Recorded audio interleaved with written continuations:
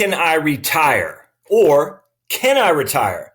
That's probably the number one question I get, my friends, is when you can retire, or the corollary of that, can you retire? Now, I've done a few videos in the past on this, but I got a lot of new subscribers and I have literally hundreds of videos. So I want to share with you this concept here today because it is so important, and that could get lost in my previous videos I've done. So let's dive right into it. Such a good question to answer because it can really make or break as you are approaching that 60 years old, 65, you're 55, something like that. I'm going to give you some food for thought as you examine your own retirement when it comes to the question that you have: when can you retire, or can you retire? So welcome again to Heritage Wealth Planning YouTube channel, my friends, the place you come to answer the question of when can you retire, and all kinds of other things when it comes to financial planning as well. So don't forget to subscribe down below. You see my little thing right there, subscribe. I guess that's backwards. I think I got to flip the camera. I forgot to do that. But anyway, so let's dive right into this. And again, this is going to be somewhat of a reiteration of my other video back in April on this. And I'm going to use the same articles. But again, because we got so many new people here, you've got to understand this. This is probably the most important question I get. A second one I'm going to address that later today is, what do I do for healthcare? So I'll address that later today. So you probably see me in the same orange shirt. All right. So first and foremost, this is from the Motley Fool.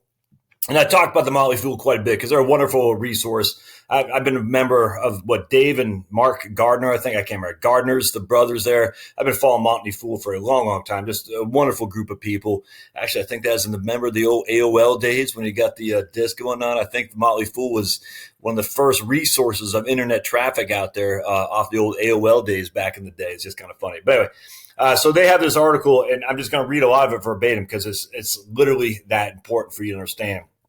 And then I'm going to go back to the genesis of how all this came to be, because there's one article in particular that changed the way good financial planning is done. And I always want to address that one article because the guy who wrote it should be held. If there's ever a Nobel Prize for financial planning, this guy should get it. All right. So back in 2016, Chuck Soletta wrote a very popular piece entitled "Forget What the Experts Say, You Can Retire on Less Than $1 million." Chuck should know about these things. His family was able to reach total financial independence about almost 5 years ago. In a recent installment, Chuck focused on spending on virtually every category in your life: transportation, housing, even health insurance. And they all go down as your children move out and the house out of your house and you move towards retirement. Wow, who knew? But without any hard numbers to back up the data, it can be difficult to wrap your head around such budgetary changes.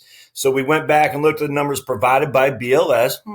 BLS, have we heard that before? Yeah, 1,000 million times on this channel right here, what falls are the average household expenditures for those 65 and older per month.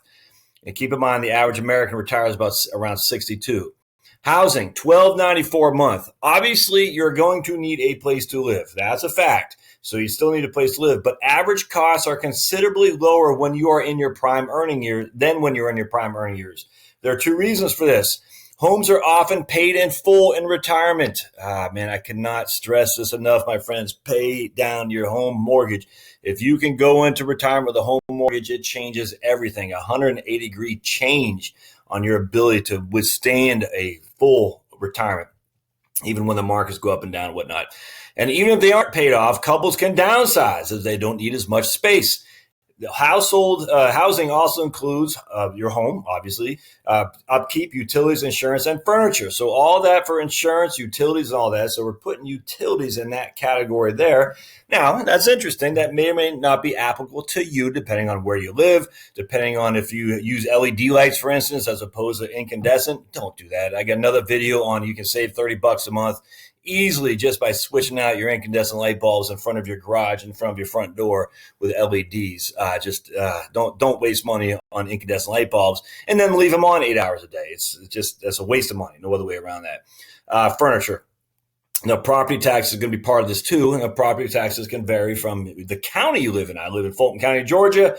If I lived in 2 miles over to the west in Cherokee County, Georgia, my property taxes would be half for the same house. So you got to keep that in mind too.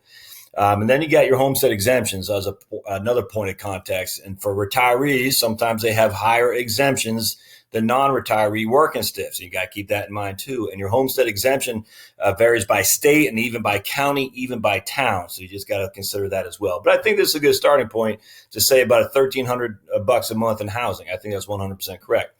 Transportation is, I agree with this. This is why I quit my job. It's hard to believe how much your commute actually costs. Now, for me, not only did it cost in upkeep of my vehicle, timing belts, whatnot, oil changes, obviously gas, it just cost my mental health as well. And you can't quantify that other than it was miserable to me. And now I'm not miserable. So that has a value there for sure. What these guys are saying is that you're spending about $600 a month on transportation. Using the BLS definition, this also includes car insurance, maintenance, and even airfare for the occasional trip. So I like that. They're using insurance too, and that's pretty good. Healthcare is a big one for sure. I mean, healthcare is always going to be secondary to housing, and if you follow the BLS, you'll see that. Everyone thinks this healthcare is the biggest expense. Not even close. Not even close. Housing, without question, is the biggest expense retirees have. And if you get me sick of me saying that, I'm going to say it until I'm blue in the face, because if this is the one episode you follow, you've got to understand healthcare is not the bogey, it is housing. And so when you factor in your Part B, Part D, and you factor in Medigap, i.e. Medicare Supplement, or your Part D premiums, Part C premiums, they're factoring about $500 a month in healthcare. And I agree with that. It's roughly $250 to $300 per beneficiary. So I think that's about right. Food, roughly $500 a month. I think that's spot on. And like I said in my other video, for me, it's probably going to be a little bit more because I love to eat me some grass-fed beef. And man, that's not cheap, but it is worth every penny. And some open-range chicken. Now, I do some gardening, so I can self-sufficient to some degree with my own fruits. And well, not fruits yet, but once the mulberries and blueberries and apples kick in, I'll be able to save a lot of money there. Grow your own food. You can save money, and you don't pay tax on it. Some states and counties do have a sales tax on food. You don't pay sales tax if you grow your own. And by the way, what are you doing growing your own? You're eating fresh. And it gets you outside, get that vitamin D from the sun. And entertainment, $200 a month. So personal insurance pensions. And this is for personal life insurance. They're looking at $225 a month or so. That may or may not you. Cash contributions, maybe you do some tithing. I don't know, maybe you give to the local newspaper, charity, whatever you're doing. It could be $200 a month, and then $300 a month other. So that covers everything from books to alcohol to personal apparel. $3,000, $4,000 a year for that. That's fine. So what does all this mean? For the average retiree, and this is BLS numbers, my friends, Bureau of Labor Statistics. This isn't just some guy saying this is what we did anecdotally. That we have empirical evidence of this. Empirical means what can be observed and seen. Anecdotal evidence is just a one-off. And this is not anecdotal. This is empirical. We have seen this. We can study it and analyze it. So basically, they need $44,000 a year in retirement, which is $3,700 a month. And using the 4% rule, that means a nest egg of over $1 million would be needed to finance a retirement. But that is silly because we got to look at Social Security. And once Social Security are factored, I'm not even looking at pensions. We're not even going to look at pensions, just looking at Social Security. As of April 2017, the average retired worker received $1,366 a month in benefits, while the average spouse of a retired worker who didn't work, him or herself, received $711, which means of that $44,600, they're getting $25,000 from Social Security. That lowers the amount down to roughly $20,000 a year of what you need. And at 4% is less. You need about $500,000. Now, hold on. You got to keep watching. All right, because this is where we're using the 4% rule, and that's a problem for me. And I'm going to share it with you in just a second. So let's just keep going down. Well, that's certainly not chump change. It helps solidify the numbers from Chuck that he says in terms of how much you need to retire comfortably. I actually even take issue with that. So let me close out of this article here. Actually, I don't know if I can close out. I would have closed you guys. And I'm going to show you what was the most article, and I've talked about this guy a million times a Sunday, Ty Bernicke, in the Financial Planning Journal for Financial Planning in 2005. I don't see a date on here, but I think it's October 2005. Let me just go down and see if I can see a date. June of 2005. Okay, so Journal for Financial Planning, June of 2005. And what Ty says, and back then, it was very, very counterintuitive. And this is going to go back to my challenge of the 4% rule. Back then, we did believe in the 4% rule. A guy named Bill Bengen, at 94, I think, ran the numbers on what you needed to safe withdrawal rates, SWR, your safe withdrawal rates. If you had $100,000, you could take $4,000 out safely, and it would have lasted for 30 years in retirement, given all the vagaries of the markets up and down. And he used a 60 to 40% stock to bond allocation, and he kept it at 60 to 40%. But he only used large cap U.S. stocks and government bonds. That's it. So it wasn't very diverse. And he didn't change it based on your risk tolerance. He didn't change it based on bonds. You subtract your age by 100, and that's the number of bonds. He just said 60-40, large cap stocks, government bonds, and never changes. And and for you to survive, that money to survive the up and down of the market, you could take $4,000 a year from that, adjusted each year with inflation. All right, so adjust each year with inflation. So $4,000 the first year, $4,000 times 3% inflation would be what, $4,120 the second year, and so on and so on. And that's where the genesis is actually a 4.4% rule came, where you could take 4% a year each and every year, adjusted for inflation, given 60 to 40 stock to bond portfolio. So that was a wonderful, wonderful thing. And again, if they do a Nobel Prize in financial planning, Bill Bengen should get that too, for bringing the difference between the Dave Ramsey model, which bothers me, as you can tell. Oh, I get 10% a year in the market, so I should be able to get 7% without touching principal. It's silly, man. It's silly. No, because if you do 7% a year, you're going to sell when the markets are down, and you are going to doom yourself. And that is what the Bill Bengen rule, the 4% rule, said. You can do 4% in theory without running out of money based on past history. Again, empirical evidence. But using that evidence doesn't presume to say that's going to be the way it will be in the future, because we don't know what the future will be. But that's all we can do. We can say at the end of the day, if you did this, you would have been safe. If you followed Dave Ramsey, you would have been destitute. That's just a fact. So we know for a fact, at least in the past, if Dave Ramsey is wrong, Bill Bengen was right. Thus, the 4% rule, 4.4, came into existence. I know that might be a little bit too much for you, but that's how we got the 4% rule. Now, the problem with the 4% rule is it assumes each year you're going to spend adjusted for inflation. So I'm going to take 4% this year, 4,120 the following year, because of 3% inflation. 3% on 4,120 would be, 4,300, whatever it is. Each and every year, my spending will increase at a level for inflation. And only 11 years later, in 2005, comes old Ty Bernicke. Traditional retirement planning assumes that a household's expenditures will increase a certain amount each year throughout retirement. Yet, going back to the Bureau of Labor Statistics from the Consumer Expenditure Survey, so BLS does the Consumer Expenditure Survey, CES, show that household expenditures actually decline as retirees age. Consequently, under traditional retirement planning, consumers tend to oversave for retirement, underspend in their early years, or postpone retirement. Let that sink in. Consumers, because they're basing their numbers on adjusted each year expenditures, inflating each year, consumers will tend to oversave for retirement, underspend in their early years, or even to postpone retirement. Now, why do you think Ty Bernicke, we don't see his name on CNBC and the Wall Street Journal and all the various mutual fund companies that are out there? And I want to take a guesstimate? Because they've been telling us we don't save enough. They've been telling us to part more and more and more of our assets with Fidelities, with the T. Rowe Prices and all these guys. And I'm not saying that's bad. I'm just saying at the end of the day, is there a perverse incentive for investment managers to get you to save more? I think so. And here comes Ty saying, whoa. If you look at the actual numbers, we start crunching them, maybe we're overestimating how much people need to save or how much they need to have. Interesting.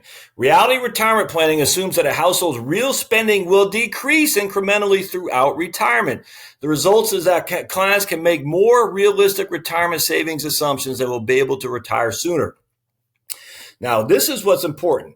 Using Monte Carlo simulation, the paper runs hypothetical retirement income projections comparing traditional retirement planning, i.e., my 4% rule. I'm going to spend 4% this year, 4% times inflation the next, 4% times inflation again the next, and then reality retirement planning. Under the traditional approach, the couple's nest egg would appear to be depleted by 80. Under the reality approach, the nest egg at age 80 would be over 2 million bones, my friends. That is a significant divergence. One is destitute at 80, the other has 7 figures of cash on the table. Interesting. So let's say Ty's off by 50%, which is, I would even argue that won't be the case. But let's just say it is. Say, well, Ty, that's crazy. You're off by 50%. That's a pretty bad, that's a pretty big swing and miss. You still got $1 million when you're 80 years old compared to the other guys who say you have nothing. Interesting, huh? Such dramatic differences not only have implications for retirement planning for such related issues as tax, investment, and estate planning as well. So I want to show you this. Look at this. Here's the Consumer Expenditure Survey from 2002. Again, this article goes back to 2005. It hasn't changed. I've done tons of videos on this exact same stuff, the BLS, the Health Retirement Studies, HRS, using the Consumer Expenditure Survey, CES. There's other researchers now have come down the pike. Wade Pfau, David Blanchett, Michael Kitces, all the green eye shade guys in the industry.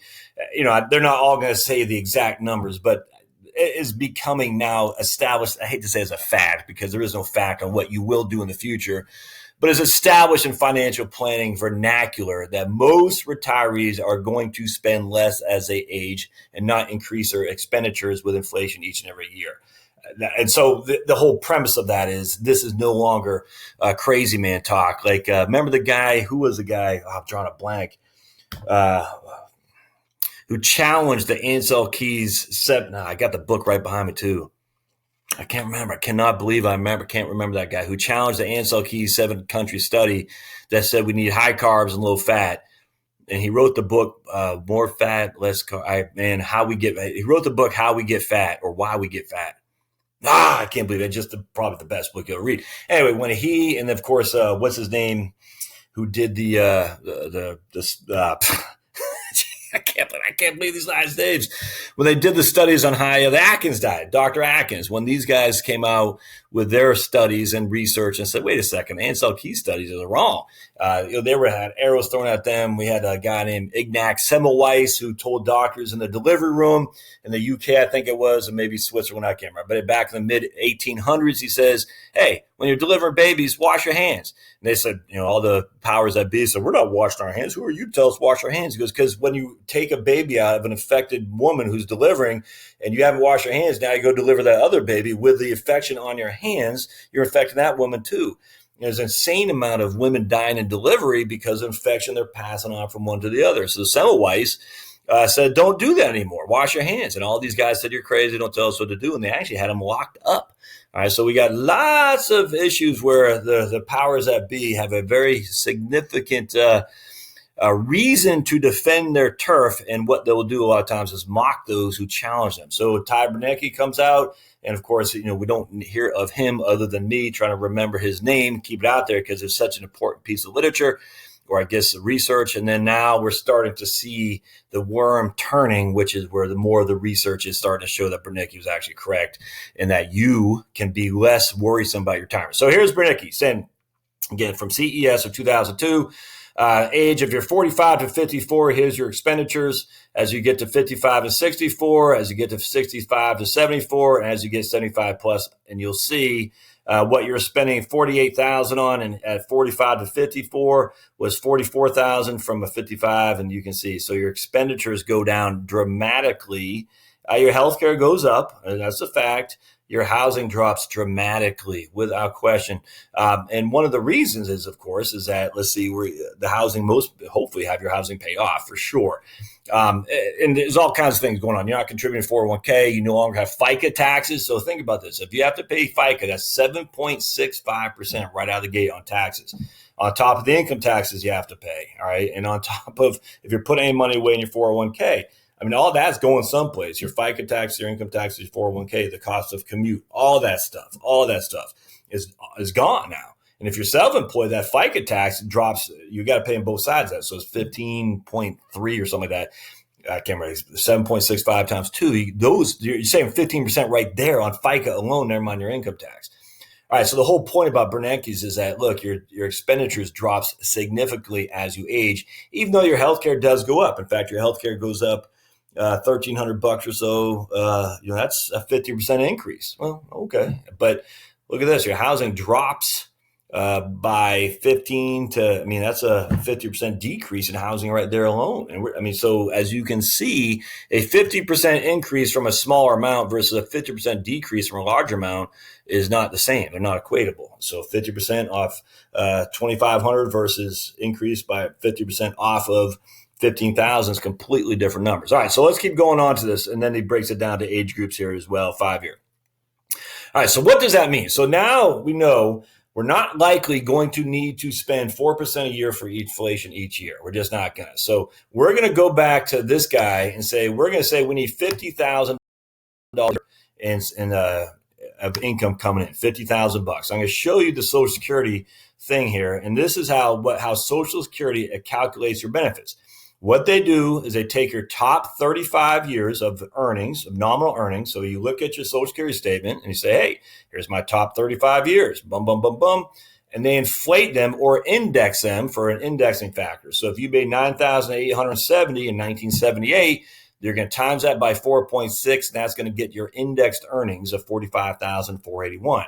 And this is a wonderful chart here. So you got two different things. This is the max on this side, and this is someone who's only making $45,000 or so adjusted. So here is someone making roughly $40,000 a year adjusted for inflation. All right. And here's someone making the max. So as you can see, you go down here and they take your highest. So they add up all these numbers right here, your indexed earnings, they add them all up. And they give you that right there, 1705, and they divide that by 420, which gives you your average index monthly earnings of 4,059. All right, and that is basically someone who averages roughly 45,000 a year or so. And it looks like about 48,000.